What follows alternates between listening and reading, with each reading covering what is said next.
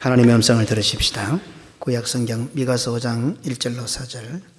딸 군대여 너는 때를 모을지어다. 그들이 우리를 애워쌌으니 막대기로 이스라엘 재판자의 뺨을 치리로다.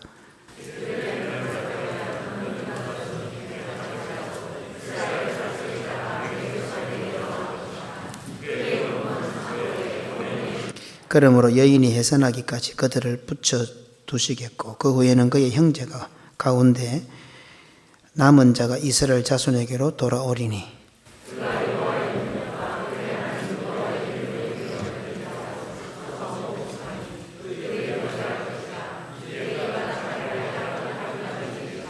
아멘.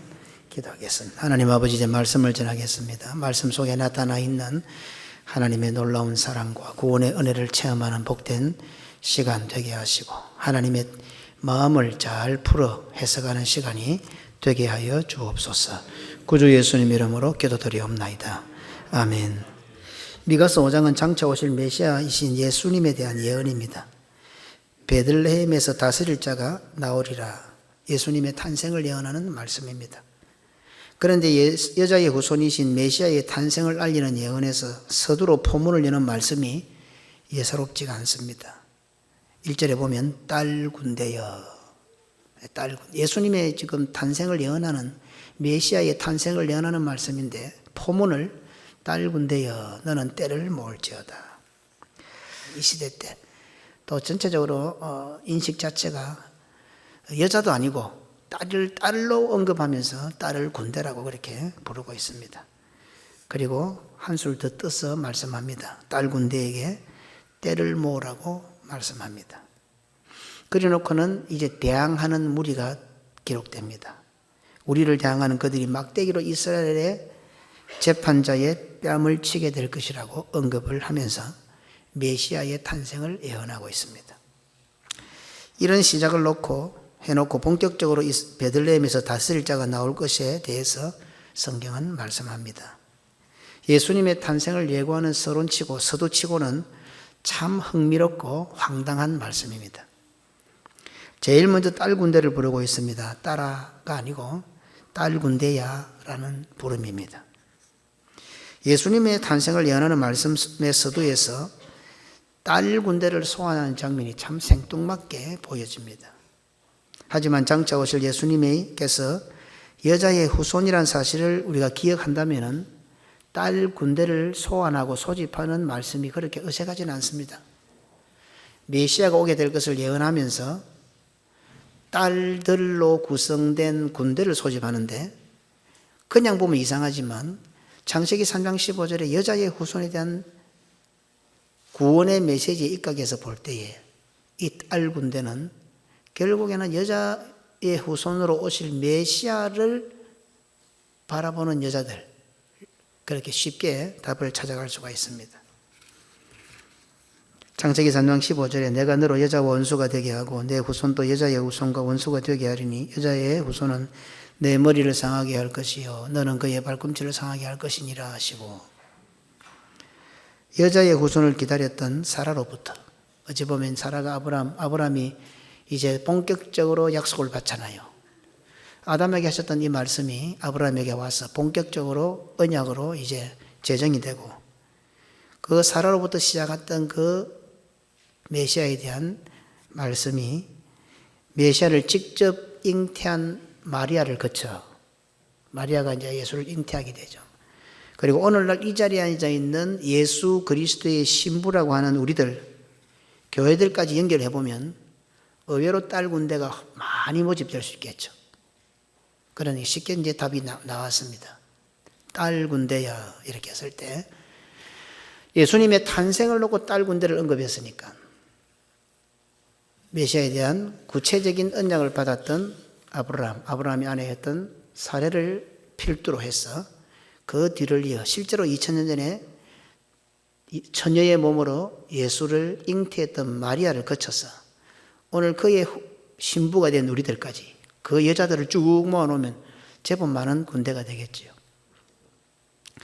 우리가 쉽게 믿음의 족장들인 아브라함, 이삭, 야곱을 떠올리듯이 그분들이 믿음의 족장들로 이름을 남기기까지 결정적인 역할을 했던 사라, 리브가, 라헬이라는 걸출한 믿음의 여장부들이 오늘 서두에서 말씀하는 딸 군대의 소속들이라는 사실을 쉽게 알 수가 있습니다.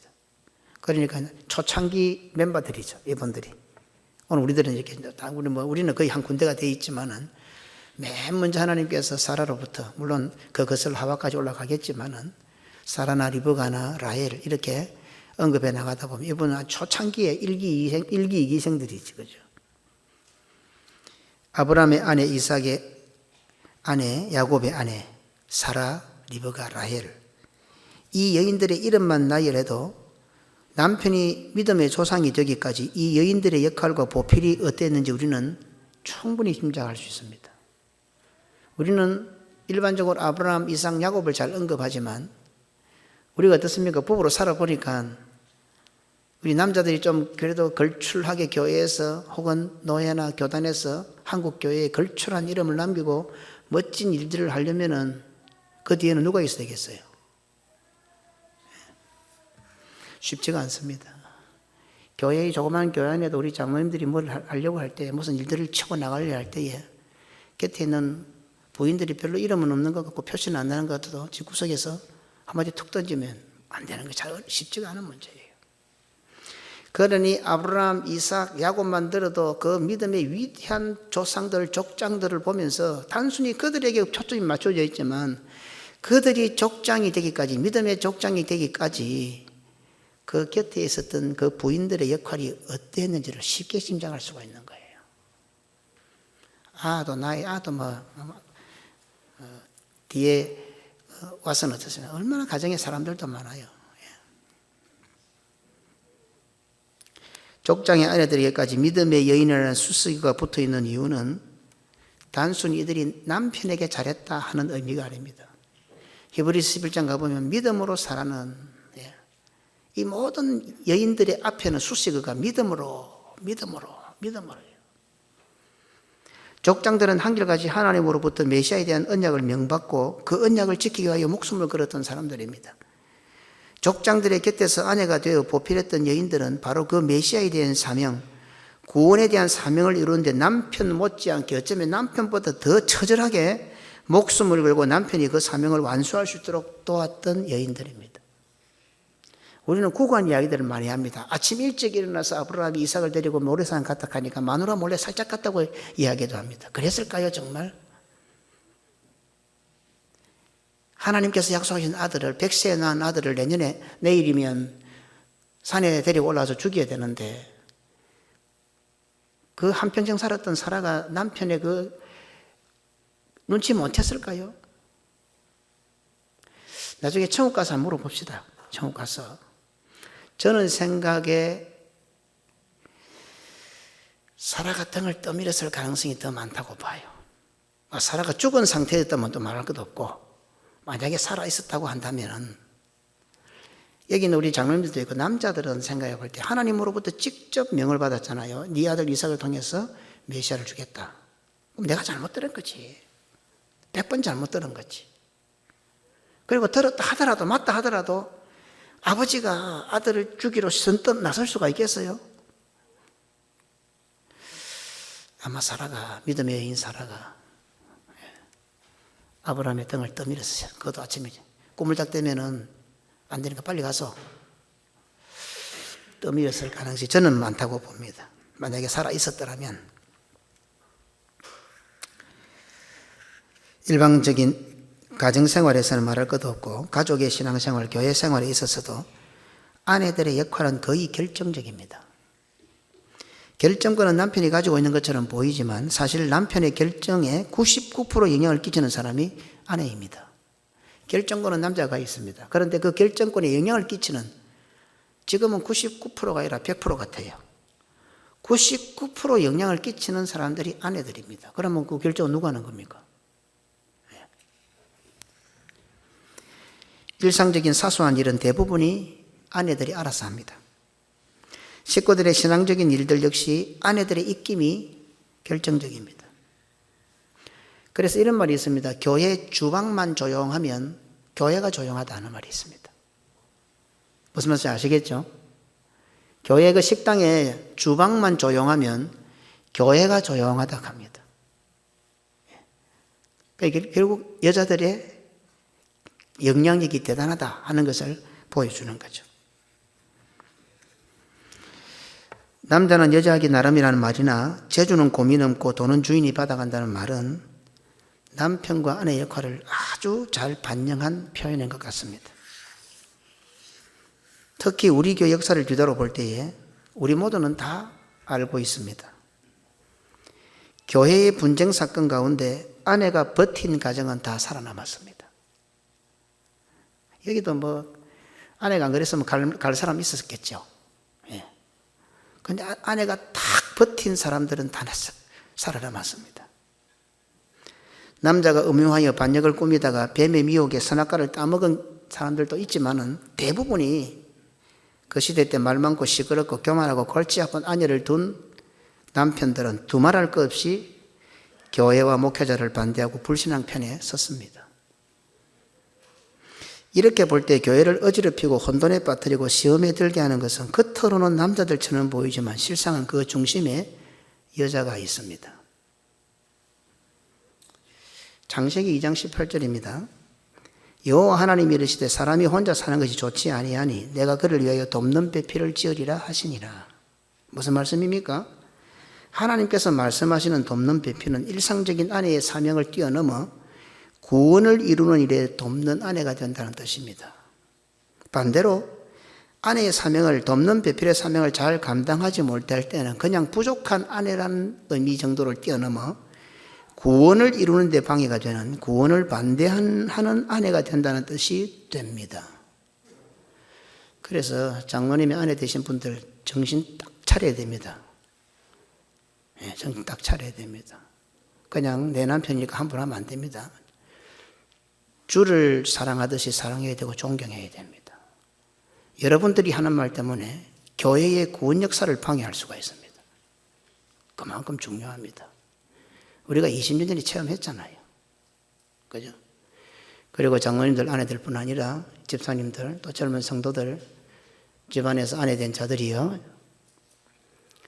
별 힘 없는 것 같아도 그들의 입의 영향이 아주 큽니다. 세월이 갈수록 남자는 여자들 말을 잘 따릅니다. 제가 이번에 환갑을 지나고 이제 조금씩 준비를 합니다. 저는 사실 집사람이 이고 들고 지고 가도 하나도 도와줄 줄 몰랐거든요. 목사는 그런 거 하면 안 되는 줄 알았어요. 근데 요즘은 제가 들어줍니다.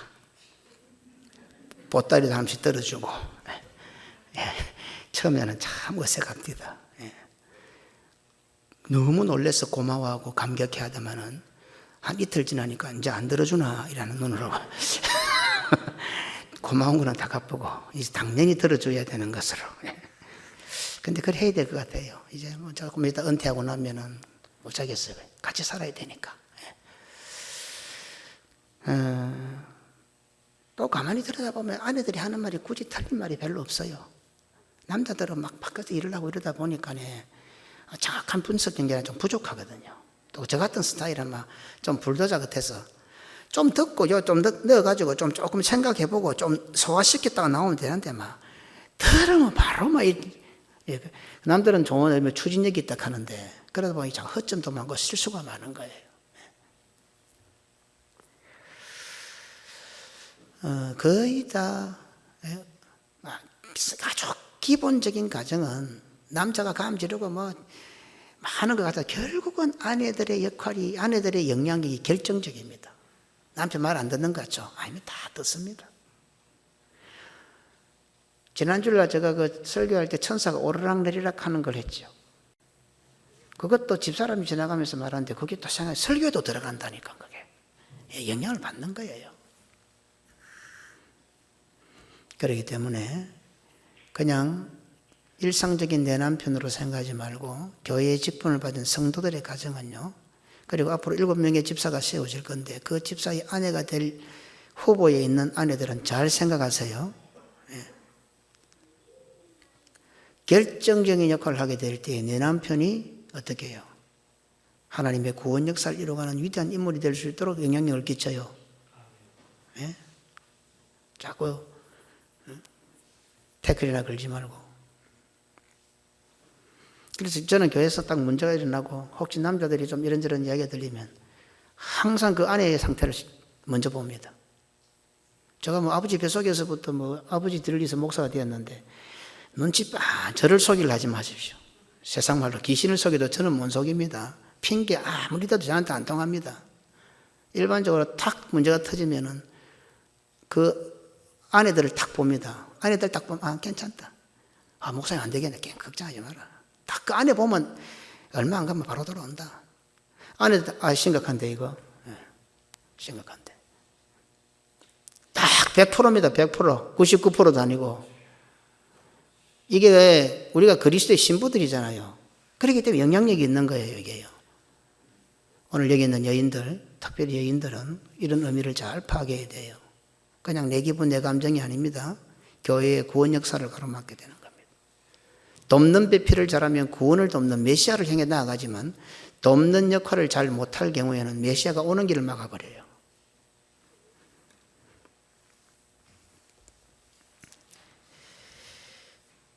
남편의 역할이 있고 아내의 역할이 있습니다. 우리 교회 안에도 일반 기관에도 보십시다. 회장은 어떻습니까?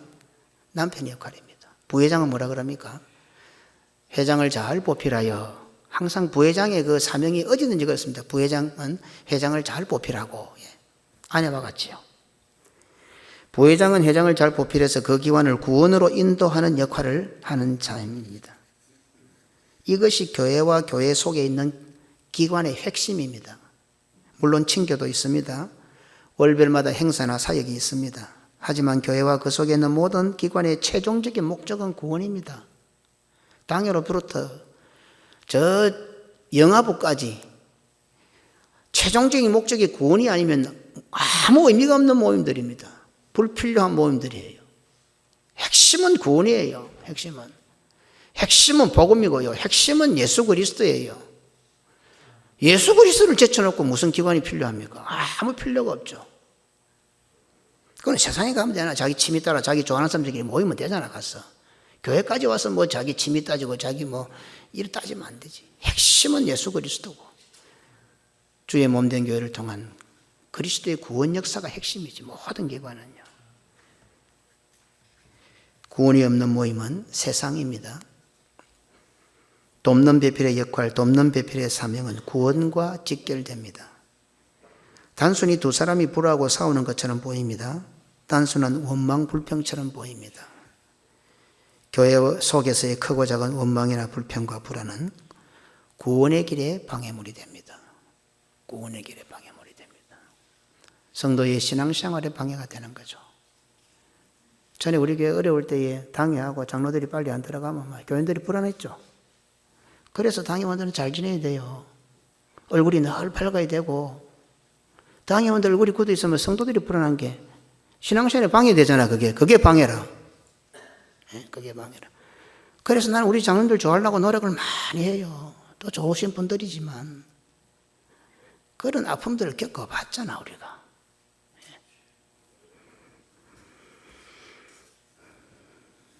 돕는 배필로서 잘 돕는 것과 바가지를 긁으면서 원망불평하는 것은 차원이 다릅니다.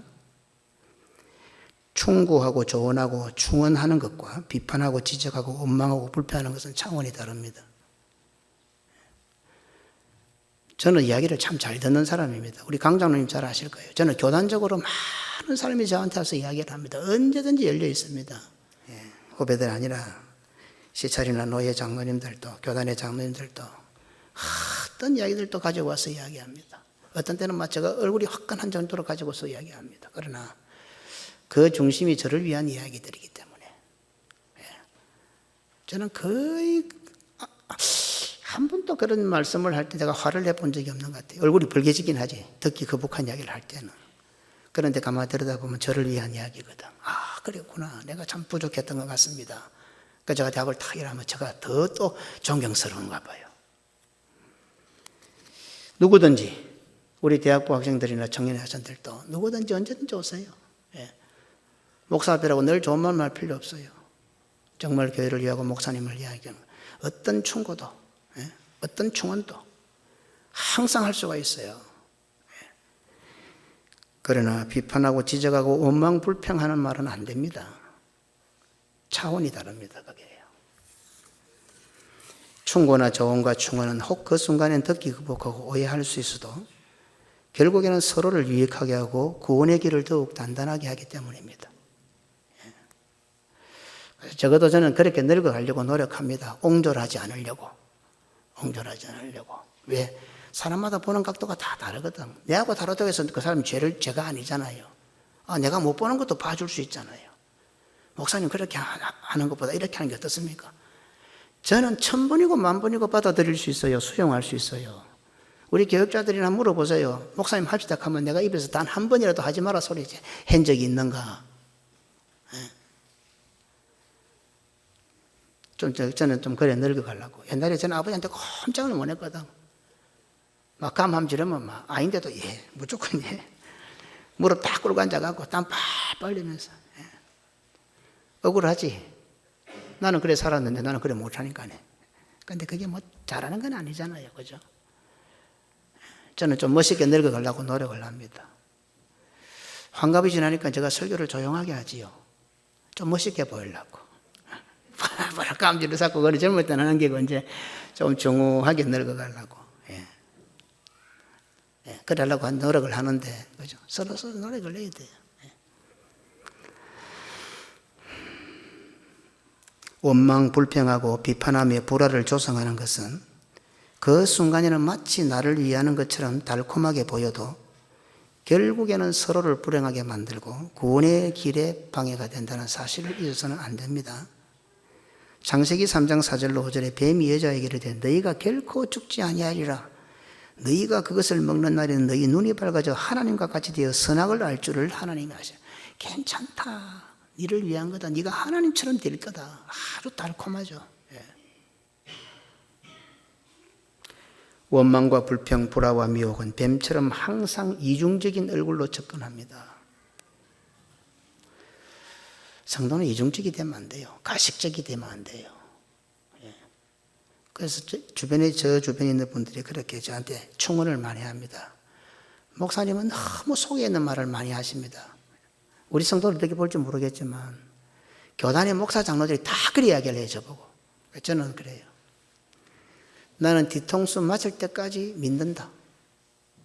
아니 뒤통수도 안 맞았는데 미리 뒤통수 맞을 걸 예상하고 그 사람 안 믿으면 그건 이상하다.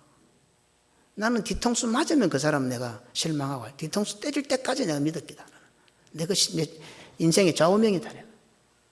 나는 우리 성도들도 그래 생각한다. 내게 뒤통수 때릴 때까지 믿는다. 확인될 때까지. 그 전에 뒤통수 때릴 것 같은데 저놈 보니까 하는 짓을 보니까 내 뒤통수 때리겠다. 미리 의심을 하고 내가 미리 그래 안 한다. 내가.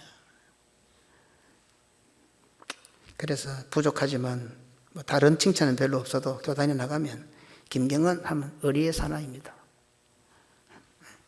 우리 장로님들도 목사가 부족하지만 그래도 어디 가면 다 의리 있다고 인정을 받습니다. 한마디 하면 그 말에 책임을 지고 약속하면 약속 지키고 내가 손해가 봐도 손해가 돼도 하려고 노력하고 뭐 이 정도 되면 뭐 괜찮은 사람 아닙니까? 우리 성도들도 그래 의리를 지키고. 그런데 이상하다 싶으면 찾아오세요.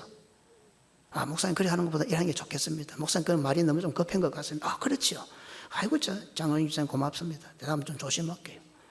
일하면 간단한 문제잖아. 그런데 이런 걸 가지고 교회를 시끄럽게 만들고 구원의 길을 방해하면 되겠어요?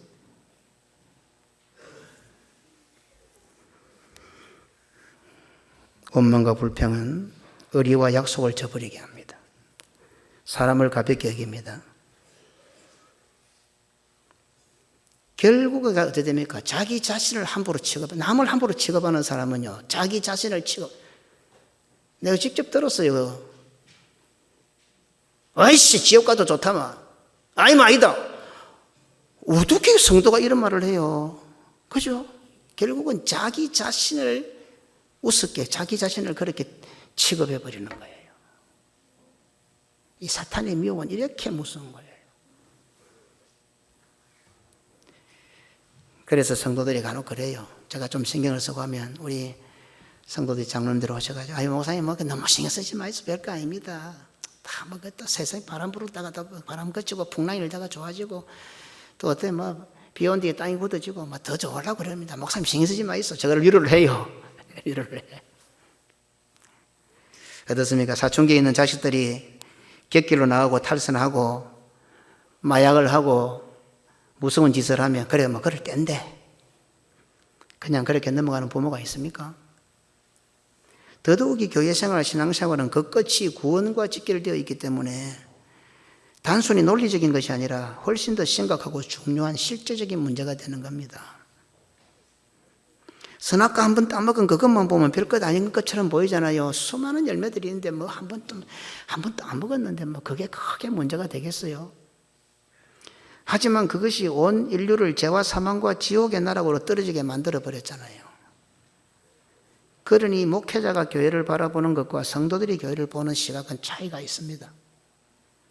그렇다고 해서 장로님들이 부족하다는 뜻이 아닙니다. 이게 하나님께서 목사를 위임시켜 놓고 주시는 영적인 시각이고 영적인 권위입니다. 훨씬 더 경험적으로나 지식적으로 목사를 앞서는 장로님들이 있어도요, 장로님이 교회를 보는 것하고 목사가 교회를 보는 시각이 다릅니다. 하나님께서 보여주시는 것이 있어요. 같은 믿음의 사람이었지만 요셉이 보는 시각하고 야곱이 보는 시각이 달랐어요. 그때는 야곱이 목회자예요. 야곱이 목회를 끝내고 났을 때는 이제 요셉이 목회자가 되는 겁니다. 그때는 하나님께서 요셉에게도 또 그런 시각을, 목회자의 시각을 주시는 거예요. 어찌 보면 야곱보다 요셉이 더 훌륭하잖아요. 그렇지만은 하나님 주신 시각이 있었기 때문에 팔을 엇바꾸어 축복한 거예요. 그게 목회예요. 모든 면에 뛰어나고 훌륭한 장로님들이지만은 하나님께서 교회를 목사에게 위임한 이상 목사가 보는 교회를 보는 눈하고는 다르다는 거예요. 아이고 목사님 그것도 이해를 못합니까? 엄청나게 심각한 문제도 이해가 다 되는데 불구하고 아무것도 아닌데도 절대로 못 넘어갈 게 있다는 거예요. 목회를 하다 보면은 우리 목사님 같은 경우 이제 호탕한 저런 분들은 그거 아무것도 아니에요. 예, 막 더 심각한 것도 아무것도 아닌 것처럼 넘어가 줄 수 있는데 정말 아무것도 아닌 것 같은데 그거 넘어가면 안 되는 거라. 그 목사님 저도 잘 몰라요. 왜 그런지. 왜 하나님께서 팔을 엇바꾸라는지 잘 몰라요. 어떤 때는.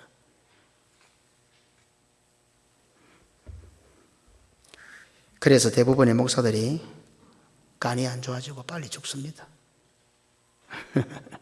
저도 몇 번 죽을 고백을 했지만 좀 건강하게 잘 삽시다. 예?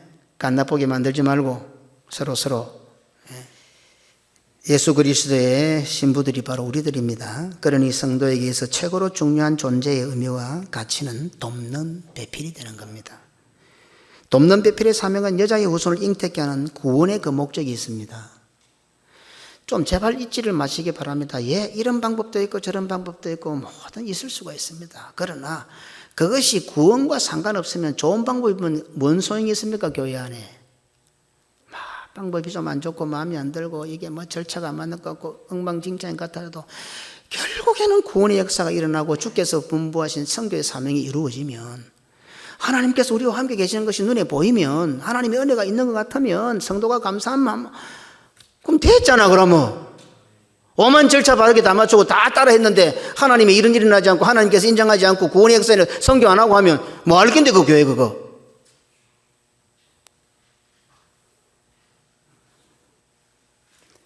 세계를 교구로 선교하는 고신교회는 오늘까지 예수 그리스도의 좋은 신부로 우리의 남편 되신 예수 그리스도의 구원사에게 좋은 배필이 없습니다. 지금 우리가 이 자리에 있는 것 하나만으로도 하나님께서 우리 고신교회를 또 고신교회에 속한 우리 모든 성도들을 예수 그리스도의 신부로서 좋은 배필로서 인정하고 축복하고 계신다는 증거입니다. 우리가 예배 자리에 앉아있다는 하나 그것만으로도 하나님께서 우리를 예수 그리스도의 좋은 배필로 인정해 주셨다는 증거가 됩니다.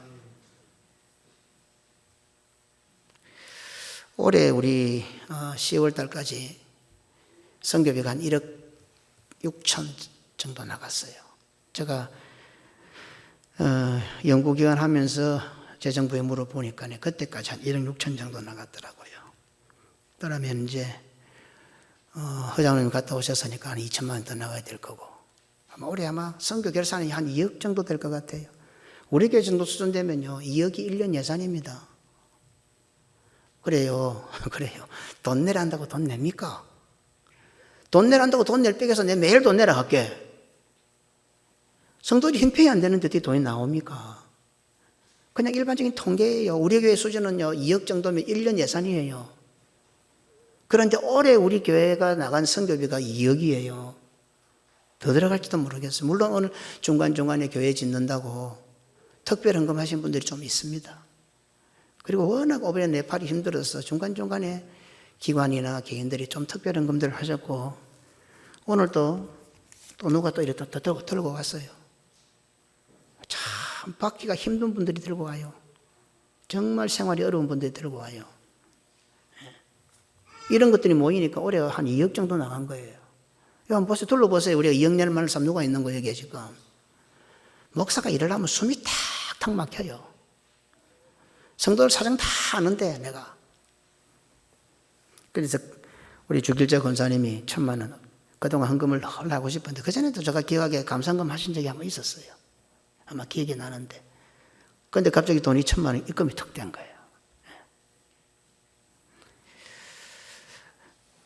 어떻습니까? 우리 교회 성도도 아닌데 우리 교회 건물을 보면서 딸이 출석하고 사위가 장로로 있는 교회에 교회 진다니까 헌금을 하고 싶었던 거예요. 다른 교회 성도들도 우리 교회를 보면서 이렇게 감동을 하고, 교회 끝난 지가 헌당한 지가 언젠데 지난주에 1,000만 원이 입금이 돼서 교회 건축 헌금으로. 그럼 우리는 어떻게 해야 되겠어요? 우리는 그 사람들은 지나가면서 쳐다보는 교회고 우리는 이 안에서 예배드리는 성도들인데, 다른 교회 성도들이 그 정도 같으면 우리는 이 교회에 들어올 때마다 어떻게 해야 되겠어요? 어떻습니까? 하나님께서 기뻐하신다는 증거를 지금 보여주고 있잖아요. 잘 모르는 것 같으니까 오늘 권사님이 1,000만 원 헌금까지 넣어가지고 봐라, 하나님께서 이렇게 꼬신 교회를 기뻐하시고 좋아하신다. 우리가 세계를 교회를 선거하는 일을 하나님께서 너무 좋아하시니까, 우리가 잘 모르는 것 같으니까 이런 것을 통해서도 우리에게 증거를 보여주고 있잖아요. 그러니까 하나님 우리 교인들 어쨌든 이제 좀 잘 되면 좋겠다. 목사가 한번 탁 터주고 허상을 와서 보고 딱 하면은, 아, 그거는 내가 할게요. 이런 집사들이 좀 나오면 좋겠다. 이래 나오면 좋겠다. 예? 하나님께서 그래 해주실 건데 그런 믿음들이 없단 말이에요. 믿음들이. 예? 하나님은 충분히 해주려고 딱 복을 보장해 놓고 있는데 믿음이 없으니까. 또 그런 걸 받으려는데 원망을 불평을 하니까네, 아예 가로막는단 말이야.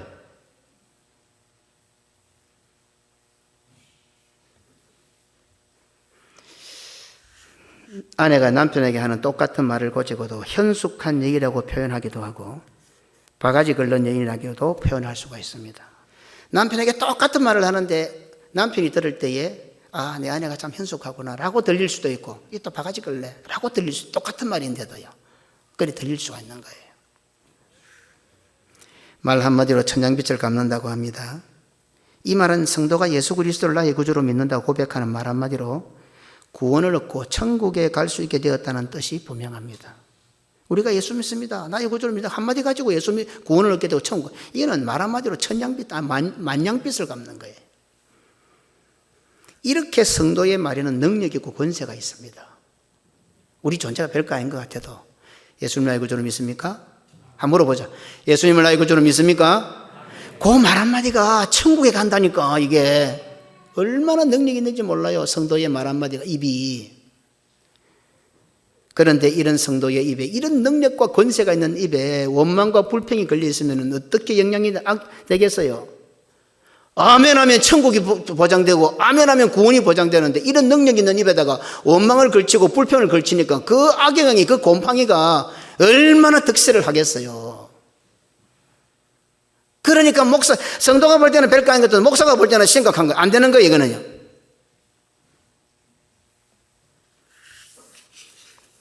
고린도전서 4장 20절에 하나님의 나라는 말이 있지 아니하고 오직 능력에 있습니다. 말로 하려 하지 마시고 기도하고 능력으로 해야 됩니다. 능력으로. 평강공주는 온다리를 온달 장군으로 만든 훌륭한 배필이었습니다. 오늘 우리는 서로에게 어떤 배필이 되고 있습니까? 특별히 장로님들, 아내들은 하나님께서 교회의 기둥으로 세운 이 장로의 사명을 잘 감당하기 하도록 내 남편에게 어떤 배필이 되고 있습니까?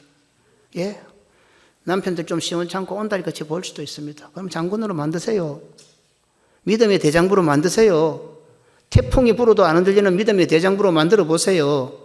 당신이 그것 빼 못하나 하지 말고 온다리 같이 보여도 온달 장군으로 만들어 보라고요. 새해 들어서서 장로의 아내들에게는 특별한 미션을 드립니다. 장립집사 아내들도 똑바로 듣고 앞으로 장립사가 될 사람들도 그 아내들도 정신 차리고 바로 들으세요. 이번에 장립사를 세울 때 안 잊어버리면 장립사 아내들 다 나와가지고 내 남편을 이렇게 보필하겠습니다. 서약을 받을 생각입니다. 하세요. 하나님의 교회를 구원의 역사를 바로 세우는 길입니다. 또 성도들끼리는 어떻습니까? 어떤 배필입니까? 사랑하고 함께 있는 그 옆자리에 있는 사람에게 나는 어떤 배필입니까? 바가지를 긁어서 사기를 떨어뜨리고 불화를 조성하는 배필은 아닙니까? 장군과 같은 훌륭한 사람인데도 시도 때도 없이 바가지를 긁어서 졸장부로 만들고 사기를 저하시키고 온달로 만드는 배필은 아닙니까? 참 저 사람 잘할 것 같은데 하도 옆에서 바가지를 긁어대갖고 막 사람 위축이 돼버리는 거예요. 말 한마디에도 능력이 있는 현숙한 배필이 되어 온다리 같은 자를 주의 몸된 교회 훌륭한 장군으로 만드는 배필들이 되어야 되지 않겠습니까? 더욱이 성도는 그리스도의 신부로 부름을 받았기 때문에 돕는 배필의 사명은 예수 그리스도의 구원사역과 직결되어 있습니다. 그래서 창세기 2장에 나오는 하나님께서 돕는 배필을 만드신 것은 오늘 우리가 신부들이잖아요. 예수 그리스도의 신부가 뭐 예수님하고 뭐 잘 먹고 잘 살고 뭐 허니문 이거 아니잖아요. 구원 역사잖아요. 구원 역사. 메시아의 탄생을 기록하고 있는 마태복음 1장 왕의 족보에 등장하는 우리가 잘 아는 다말과 룻과 우리아의 아내도 딸 군대로 소환하기에 어렵지 않습니다. 이들의 공통점은 여자의 후손이신 메시아께서 오시게 하는 통로였습니다. 앞에서 일간 여인들 한 사람 한 사람 모두가 다 다른 시대를 살았고 믿음을 지키는 방법이나 상황과 형편도 다 달랐습니다. 그렇잖아요? 다 달랐습니다. 하다못해 기생도 있었고요. 이방 여인도 있었고요. 우리아의 아내도 있었고요. 시아버지하고도 관계를 했고요. 별 희한한 게 다 있습니다. 그 다양함 가운데 딱 공통점은 메시아였습니다. 메시아. 오늘 우리도 마찬가지입니다. 우리 성도들이 처한 행편과 처지가 천차만별입니다. 행편과 처지가 천차만별이고 생김새도 다르고 성격과 재능도 다 다릅니다. 관심도나 특기나 소질이나 말과 행동들이 같은 사람이 별로 없습니다. 그럼에도 불구하고 우리에게는 공통점이 하나 있습니다. 공통점이 뭡니까? 예수 그리스도를 나의 구주로 믿는 그 믿음의 공통점이 있습니다. 가난하든 부하든 건강하든 나이가 많든 젊었든 막 생각이 같든 안 같든 오만 다른 것이 있어도 우리에게 유일한 공통점은 변치 않는 공통점은 예수님을 나의 구주로 믿는 믿음이 공통점이 있습니다. 이 세상이 아니라 천국이 우리의 본향임을 확신하는 고백이 공통점입니다. 자기의 것을 자기의 것이라 하는 이가 하나도 없는 신앙 고백이 공통점입니다. 세계를 교구로 선교하는 일을 최우선적으로 생각하는 그것이 오늘 우리들에게는 공통점이라 이 말이에요. 이것이 바로 예수 그리스도의 신부로서 최고의 배필이 되는 길입니다. 군대는 한마디로 전쟁을 위하여 목숨을 거는 사람들입니다. 예수 그리스도의 구원 역사를 위하여 돕는 배필이란 말은 교회의 사명을 위하여 목숨을 거는 배필이라는 뜻입니다. 교회의 사명을 위하여. 그래서 딸 군대로 소환되는 모든 여인들은 여자의 후손이신 예수 그리스도를 대망하며 잉태하는 사람들이었고 딸 군대로 때를 모으고 있는 수많은 여인들 이름 앞에 공통적으로 붙는 수식 단어가 믿음으로, 믿음. 믿음으로 사라는, 믿음으로 리버가는, 믿음으로 라헬은, 믿음으로 다말, 라합, 룻, 우리아의 아내, 믿음으로 처녀 마리아는 믿음으로. 그래서 나와 다르다고 해서 죄인 취급하면 안 됩니다. 그렇죠? 다를 수는 있습니다. 그래서 저하고 생각이 다르다고 괜히 위축되지 마시고 언제든지 와서 말씀하십시오. 이 눈이 앞으로만 보기 때문에 옆이 잘 안 보여요.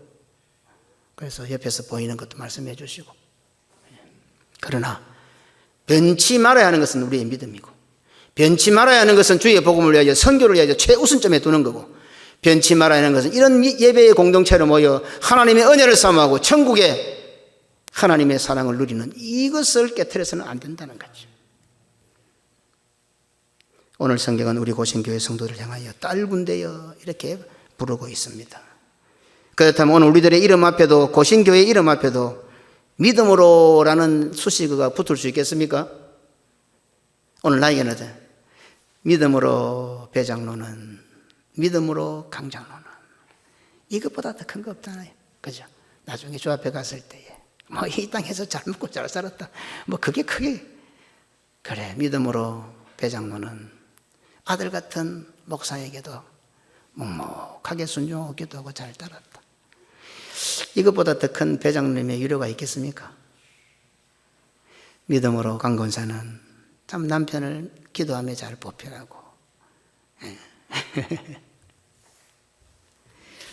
각자 어때요? 자기 이름 앞에 믿음으로 붙일 수 있겠어요? 믿음으로 아무개 장로는 믿음 빼고 아무개 장로 참 똑똑하더라, 아무개 참 잘 알더라 이입니까? 그러면 믿음으로 아무개 장로는, 믿음으로 아무개 집사는, 그러면 됐지 뭐. 그러면 되지. 믿음으로 아무개는, 믿음으로 고신교회는, 믿음으로 고신교회 성도들은 이라는 수식어가 붙기를 주님의 이름으로 축원합니다.